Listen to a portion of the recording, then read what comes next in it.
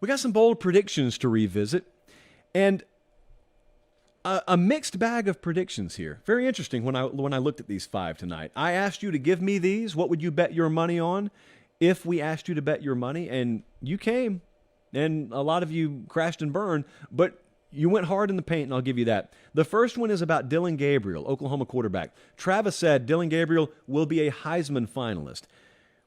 Well, he was hurt. So we always rule it out if injury is involved. But even if injury wasn't involved, I don't quite think that was the trajectory that Dillon Gabriel was on. Had good stats, but it takes a different level of production to be Heisman worthy. I went back and looked, though, in the preseason. And this was not the boldest of predictions. In fact, I put an 8 on it, only because he said he's not going to win it. He said he's going to be a finalist. Dillon Gabriel was only number 7 in the preseason odds to win the Heisman, so this was not a far-fetched, extra bold prediction. It had enough boldness for me to put an 8 on it, but Dillon Gabriel falls well short. Management is texting me. I mean, the audacity. It's At least they watch. Next up, Kansas beats Texas again. It's the again that really gets me, because Travis gave us 2 predictions. So his second prediction was Kansas beats Texas, again. Can you feel the love out of other Big 12 fan bases for Texas? I sure can. Kansas was on a roll earlier in the year. Their over-under win total was 2.5. They started 5-0. Things went downhill pretty quickly after that. Now, Texas stumbled a little bit out of the gate. Quinn Ewers got hurt. They almost beat Bama, but they didn't. They lost to Texas Tech. But Texas rebounded. And by the time they played Kansas, it was a tale of 2 seasons for both programs, and it showed. Kansas was in the process of losing 7 of their last 8, and that included a game against Texas, 55-14. Texas ran the ball for 427 yards. Metric system, that equates to roughly half a mile. So, yeah, that didn't happen. I put a 9 on the boldness scale. I had faith in Texas. The model, we all know, famously had faith in Texas. The model would favor Texas by 3.5 against the Chiefs if they played next week. But, yeah, the model, at least for one afternoon, was right when it comes to Texas. Next up, let's head over to Knoxville. Prediction.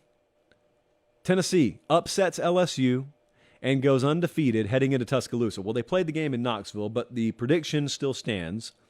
Tennessee's going to be undefeated when they play Alabama. Now, I think there's some revisionist history that happens with the way Tennessee's season played out. See, a lot of folks look back at Tennessee's season and they say, this isn't bold. Of course they were going to be undefeated. Who did they play? Pitt? Not a big deal. Florida? Terrible. Well, that's not how you felt in the preseason. In the preseason, that Pitt game was like a field goal point spread. And it was an overtime game, by the way. So that was close. The Florida game was not as close as the final score indicated, but Florida was ranked at the time they played them. So that was a 10-point spread, but I was there. The Every Given Saturday tour was there. That's how big that game was perceived to be. And so they beat Florida 38-33.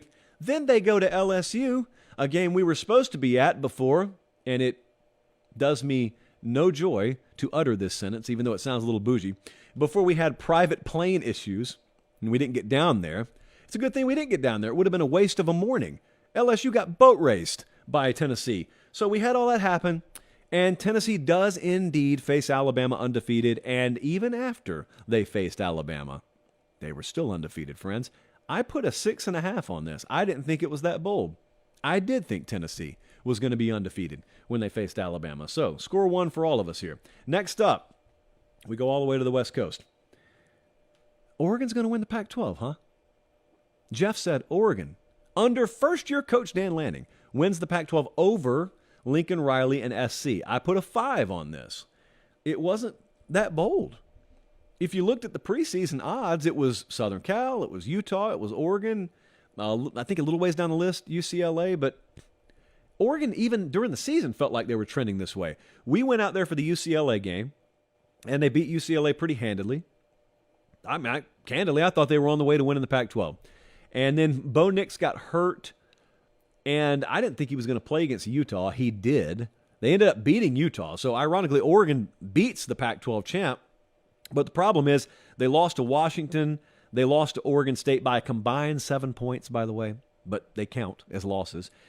And so it ends up being Utah against USC, and it's Utah again that beats USC. So Oregon does not come through, but don't worry. They'll be in the picture every year for the foreseeable future. Now, the last one we had a lot of internal debate about today. You tell me if you think this was bold. Nebraska wins the Big Ten West. I'm going to ignore the last part.